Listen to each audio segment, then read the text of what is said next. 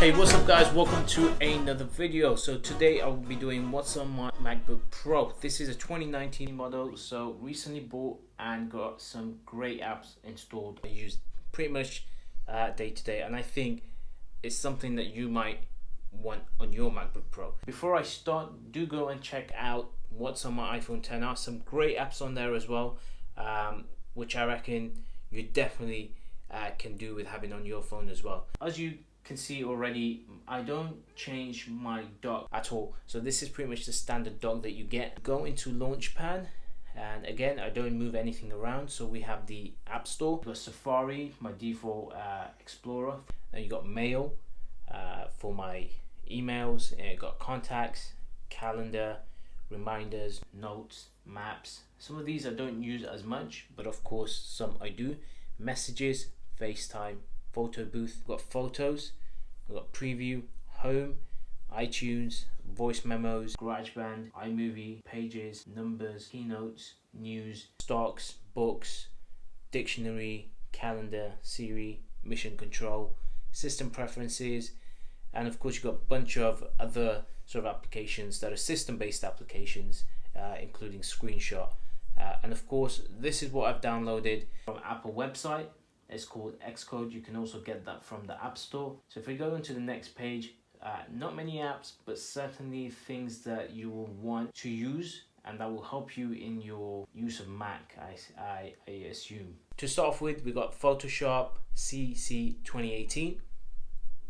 Great application. That is what I use to do my thumbnails for YouTube videos, my Instagram picture. So you have speed test. Everybody knows what this is. Hit this and you can measure what your download speed is. Currently mine's 60, which is approximately average for BT in Leicester.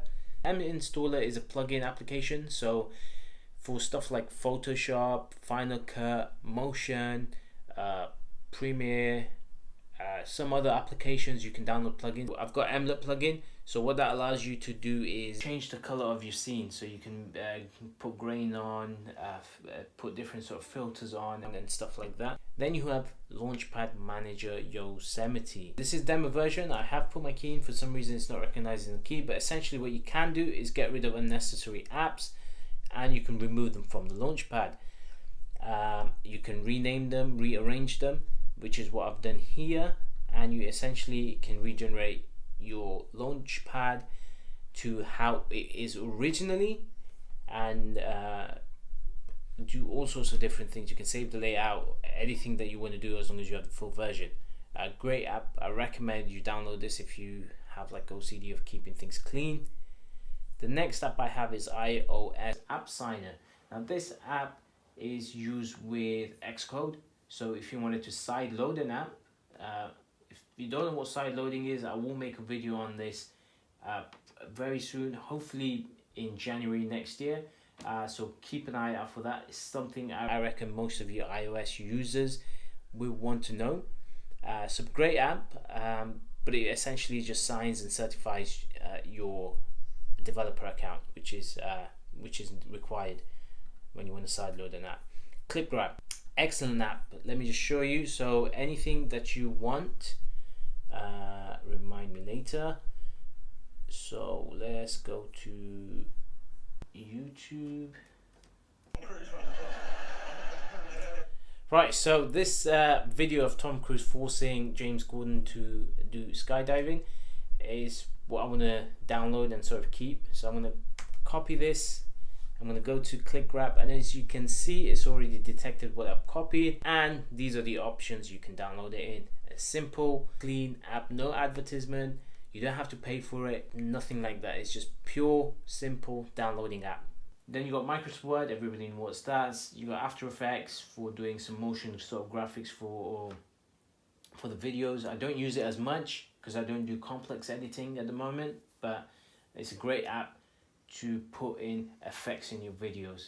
Transmission, another great simple app to download torrents. So if whether it's movies, whether it's application, a little simple app, clean, no advertisement or anything like that, pure simple app to do basic tasks which is great. Then you have WoM Blocker, which is another great app, and this is basically to block any sort of ads, trackers, cookies, widgets and comments, any other website you want to block or anything like that. Great, it works perfect. Sometimes it's a hit and miss, sometimes it doesn't work for some reason, but majority of the time it's one of the best ad blocker apps that I have. This is on my iPhone and on my Mac. So we got Magnet. Now there's one thing good about this. So if you look up here, this is the menu for Magnet. So I'm going to select WoM Blocker, I'm going to click on the Magnet app, I'm going to do left third.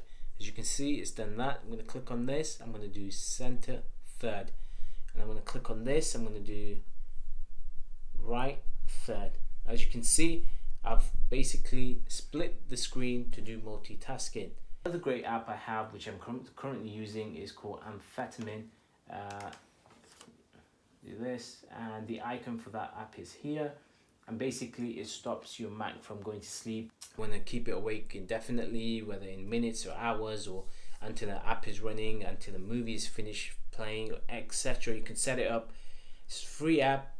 Highly recommend you get this. Then you got Microsoft Excel, you have WhatsApp for Mac, NordVPN, IKE. Great app for VPN. Works perfect for me if you wanted to keep your network private. They don't keep any logs, they don't keep any sort of information about you. So a great app, great VPN. Popcorn Time Archiver. This is to extract files that you might have that get sent, like zip files or anything like that. Great free download from the App Store. You have the Final Cut Pro, which is what I use to edit my YouTube videos, or any videos in fact.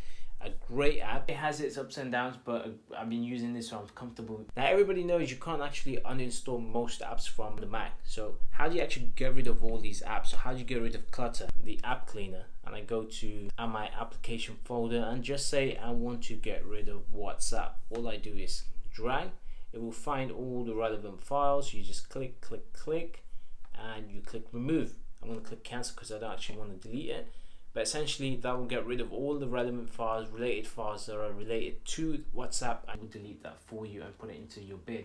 So you can still recover it from the bin, or you can actually empty the bin and get rid of all that. You got Microsoft PowerPoint, don't you use it, and I've got Impactor. Impactor is pretty much like iOS or App Xcode together, and it's an alternative to iOS AppSider. I hope you enjoyed this video. Like I said, go check out what's on my iPhone XR. I hope you enjoyed what's on my MacBook Pro, and keep an eye out for those two videos. One about side loading, and next what's on my iPhone Pro. See you in the next